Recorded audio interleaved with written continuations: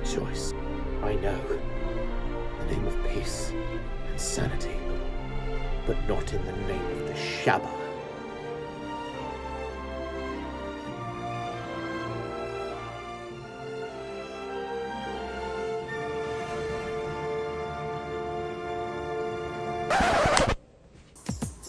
Mr. Loverman, Shabba.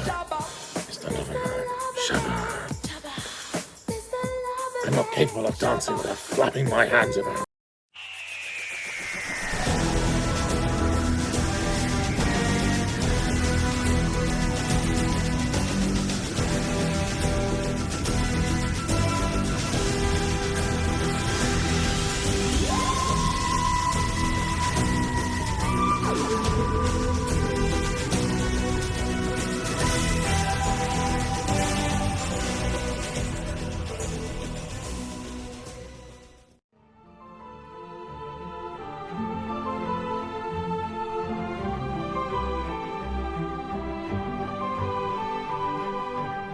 Hello, my fellow Whovians and subscribers, and welcome to my latest Doctor Who review, where today I review the Series 7 finale episode, which is the end of Matt Smith's third and final series as the 11th Doctor. The Name of the Doctor. This story was written by Stephen Moffat and aired in 2013. So, let's begin. So the basic plot of The Name of the Doctor is: a prophecy is coming true. The Doctor is summoned to Trenzalore, where it is said he would fall. But what does the alleged site of his final battle have to do with the mystery of Clara? Can the Paternoster gang help him avoid his apparent destiny? And most of all, Doctor Who? Okay, The Name of the Doctor. This episode gets a bit of flack, you know. It does seem to be kind of unpopular now, which is a real shame. Well, some of my friends don't seem to care for it. I actually enjoyed this story. Yeah, I'm not going to lie to you, I actually quite enjoyed it. It's not perfect, but it's far better than the god-awful Wedding Over a Song finale that we got for the previous series.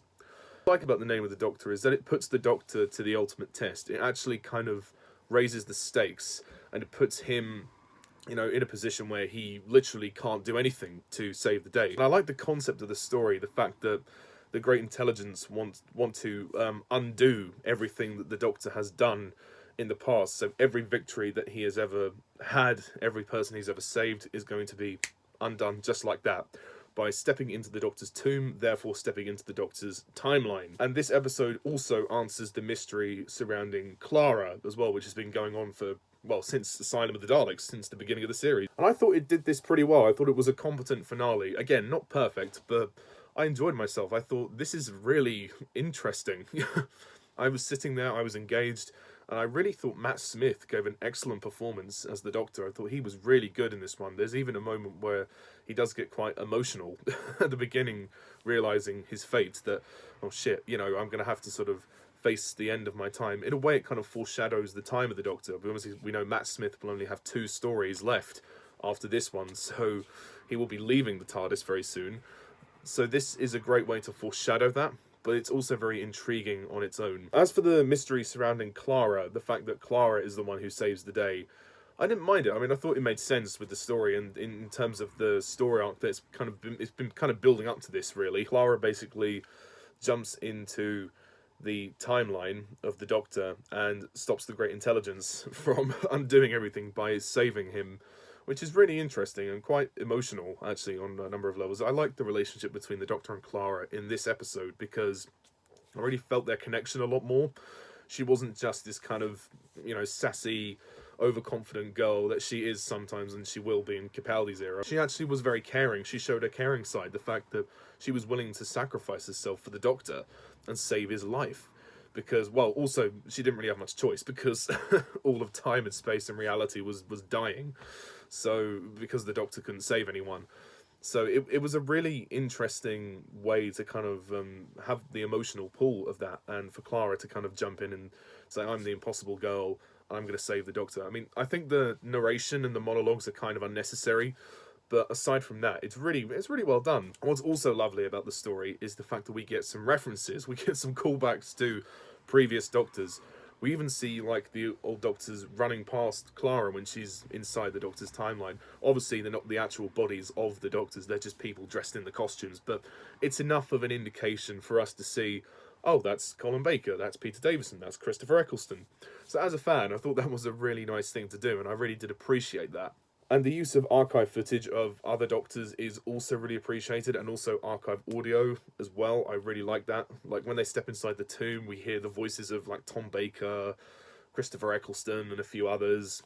And then we see images of Sylvester McCoy, Patrick Troughton, William Hartnell. So this episode is good. It's a great way of kind of honouring the, everything that's come before this, which I think is great. And I don't think the episode gets enough credit for paying homage to the other Doctors, personally. Where the story falls flat, for me, why I can't give it a perfect score, is I didn't really see the point of River in this story. River Song, Alex Kingston, is in this story for literally no reason. She's there to meet Clara at the beginning when the Paternoster gang get everybody together to decide what to do about this and about Trenzalore, and the fact that they know that the Doctor has to face his doom, so to speak. And beyond that, she's just kind of there. She just kind of talks to Clara and the Doctor throughout most of the story, and then she says goodbye. So, why was she in it?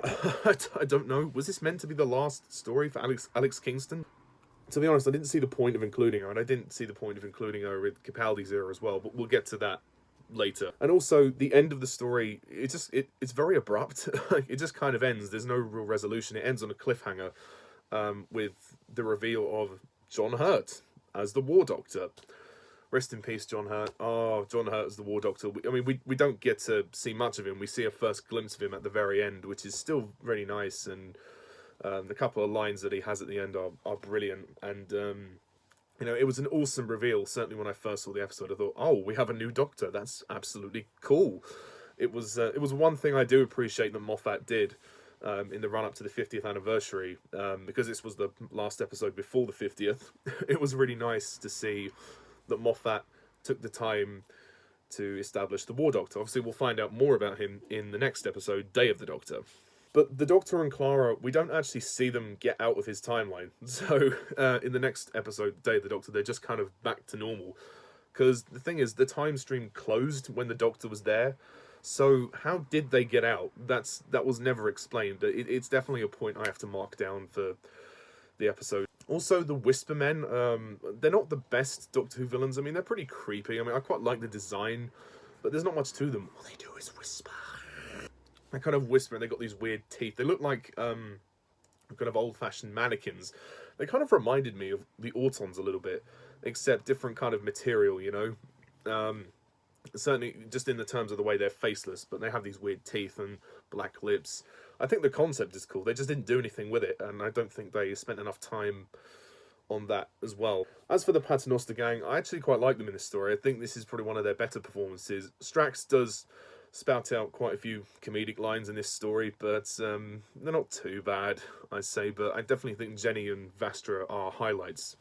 There's that really intense scene where they're having their meeting, and then Jenny's like, I think I've been murdered, because they're in this state of trance, because they're all actually asleep, but they're kind of in their... I don't know how to say this, but they're all having this kind of meeting, this kind of dream meeting, I guess you can say, but the Whispermen come in and kill Jenny. That's one other point I didn't understand, was how did Strax just happen to have this magical device that shocked Jenny's heart, so she would, revive her heart. It was just a bit convenient how Jenny came back to life. I think that was a little bit rushed, to be honest. Also, Jenna Coleman's performance as Clara, really, really good. Very emotional this time. And I like the fact that she got the leaf back. That was really nice. It was a nice thing for the Doctor to do. And they definitely have a strong connection in this story. I really do like them. And I think the visual effects are really good. The CGI is amazing, and the production design is awesome. Certainly, Trenzalore looks dark and interesting, and we see aspects like the destroyed TARDIS, the grave of River, and then the Doctor's tomb is awesome. There was that one scene where the Great Intelligence turns up, or Dr. Simeon. Well, he's basically the Great Intelligence. Richard E. Grant returns in this story, as he was in The Snowmen, and he's asking for the Doctor's name, and he's about to kill his friend, and he's like, "Your name, Doctor, please, your name." And the first time I saw this episode, I kid you not, I shit myself, because I was like, no, please, do not say the name, do not say. And thankfully River said it off screen, so we don't actually hear the name. Because hearing the actual name of the Doctor would ruin the show. It would ruin any kind of mystery that the show would have. So thank God that they didn't reveal anything there. So overall, I really enjoyed this story. I think The Name of the Doctor is a very underrated finale. I don't think it's perfect. I don't think it's as good as the Series 5 finale. But perhaps maybe if it was 2 parts, it might have been a little bit stronger, because it does feel like there isn't enough resolution with the story. But that being said, it is fun and enjoyable, and it's definitely one of the more enjoyable ones of the series I've found. And I liked the concept of it, and I thought it told a pretty solid story, and it wrapped up the series in a competent way. You know, you make your own judgments about how you feel about the Clara story arc, but I personally thought it worked fine. It was good enough. So, on a scale of 1 to 10, I'm going to give The Name of the Doctor an 8 out of 10.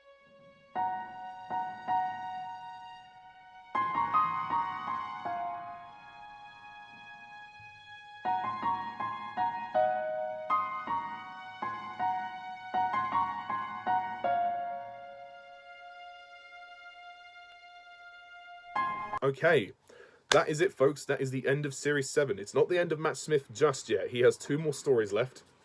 We have the 50th anniversary special, and then the 2013 Christmas special. So we've still got 2 more stories of Matt Smith to go, but this is the end of Matt Smith's 3rd and final series.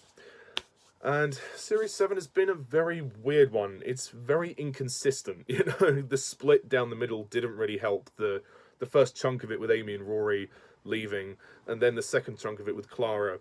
You know, they changed so much. Not only did they change the companions, they changed the titles, they changed the music, they changed the TARDIS, they changed the Doctor's costume. It feels like 2 different series. But I still have to rank it because this is the end of the series, so I'll be ranking all 13 episodes, and there are no 2-parters, so there will be 13 slots on this list, and this is just my personal opinion. You don't have to agree. If you disagree, it's fine. Just be polite about it. Thank you. I don't know if this is my favourite Matt Smith series. I don't think it is. I think Series 5 is still my favourite Matt Smith series. I think his first series is easily his best. This is an improvement over Series 6. I'd say overall the package is... it's okay. You know, it's fine. You know, it's decent in places. But again, it's a very mixed bag. But it is slightly better than Series 6. So it's an improvement. Anyway, as for the list, let's just go. Number 13, Asylum of the Daleks. Number 12, Journey to the Centre of the TARDIS. Number 11, Hyde. Number 10, Nightmare in Silver. Number 9, The Angels Take Manhattan. Number 8, The Power of Three. Number 7, The Bells of St. John. Number 6, Dinosaurs in a Spaceship. Number 5, Cold War. 4, The Rings of Akatan. 3, The Name of the Doctor. 2, A Town Called Mercy. And number 1, The Crimson Horror. There we go, folks. That is my ranking of Series 7. What do you think? Please leave your comments down below. Let me know what your ranking is. And what do you think of The Name of the Doctor? Please, again, leave your comments down below and let me know. Stay tuned next time, folks, where this is the big one. This is the review of The Day of the Doctor, the 50th anniversary special of the entire show. This is going to be amazing to review. Because I may or may not be inviting some guests to the review. We shall see. And it's also Matt Smith's penultimate Doctor Who story. It's weird to have the 50th anniversary as your penultimate story, but, well, Matt Smith chose to leave in 2013, so, yeah, we've only got one story after the next one. So anyway, thank you very much all for watching this review. Please hit the subscribe button for more content like this, and stay tuned next time when I review The Day of the Doctor. So until then, I'm Mr. Tarlis11. Thank you for watching. See ya. Bye for now.